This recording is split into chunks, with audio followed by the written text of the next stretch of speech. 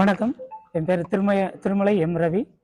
கோயம்புத்தூர் மாவட்ட கிரில் தயாரிப்பாளர் நலச்சங்கம் கொஜிமாவோட தலைவர். Tamil Nadu federation of fabricators engineering industrial association டான்ஃபியாவோட ஒருங்கிணைப்பாளருங்க. நாங்கள் இன்னைக்கு வந்து கடந்த 6 வருடங்களாக பொதுக்குழு நடத்தி இந்த ஆண்டு 7ஆம் ஆண்டு பொதுக்குழு நடத்துகிற இந்த நேரத்தில் பத்திரிகையாளர்களாகிய நண்பர்களாகிய உங்களை சந்திக்கிறோம். நாங்கள் வந்து தமிழ்நாடு அரசாங்கத்துக்கு பல்வேறு கோரிக்கைகளை பல்வேறு காலகட்டங்களாக கிட்டத்தட்ட 16 ஆண்டுகளா தொடர்ச்சியா வலியுறுத்திட்டு வந்துருக்கோம். அதுல முதல் கோரிக்கையா வந்து நம்ம தொழிற்பேட்டையும், அடுத்தபடியா இலவச மின்சாரம், அப்புறம் டேரிஃப் சேஞ்சுங்க, அப்புறம் மாநகராட்சி எல்லைக்குள்ள எங்களுக்குன்னு ஒரு காட்சி அமைக்கிறதுக்கான இடம், இதை நாங்க கேட்டு வலியுறுத்தினோம். கடந்த 24/4/2024 வந்து தொழில்துறை அமைச்சர் டிஆர்பி ராஜா அவர்கள் வந்து கோவை மாவட்டத்துக்கு ஒரு தொழில் அந்த இது வந்து தேர்தல் அறிக்கை வெளியிட்டாங்க. அதுல வந்து கிரில் பார்க், ஜுவல்லரி பார்க் ரெண்டு அனௌன்ஸ் பண்ணாங்க. அதுல ஜுவல்லரி பார்க்கை வந்து உடனடியா தமிழ்நாடு முதலமைச்சர் அவர்கள் வந்து நிறைவேற்றி இருக்காங்க. ஆனா எங்களோட இதை வந்து ப்ரொபோசல்ல வச்சுட்டு அதுக்கடுத்து எந்த விதமான நகர்வும் இல்லாம நிறுத்தி வச்சிருக்காங்க.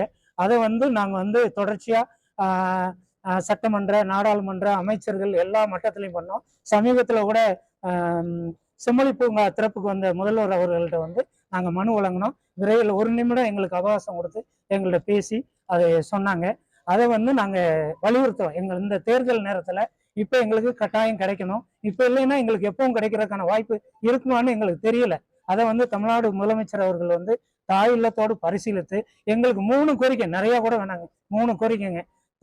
தொழில்பேட்டை எங்களுக்கு கட்டாயம் கொடுக்கணும். அதே மாதிரி விசைத்தறி தொழில் கூடங்களுக்கு கொடுக்குற மாதிரி இலவச மின்சாரம் எங்களுக்கு 500 யூனிட் கட்டாயம் கொடுக்கணும். 3வது வந்து இந்த பகுதிக்கு வந்து எங்களுக்கு காட்சிப்படுத்துறதுக்கு இடமில்லை. நாங்களே சொந்த தொழிலகம் இல்லாம வாடகை கட்டடத்துல இயங்குறவங்க.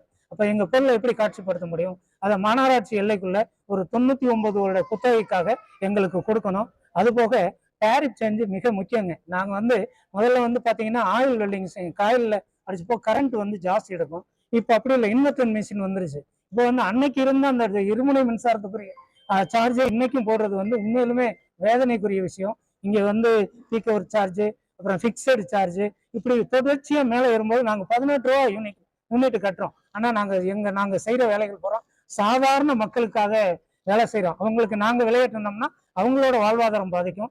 அதுக்கு தமிழ்நாடு முதலமைச்சர் அவர்கள் வந்து 3B டேரிஃப்ல இருந்து 3A1 டேரிஃபுக்கு மாத்தி இருக்காங்க.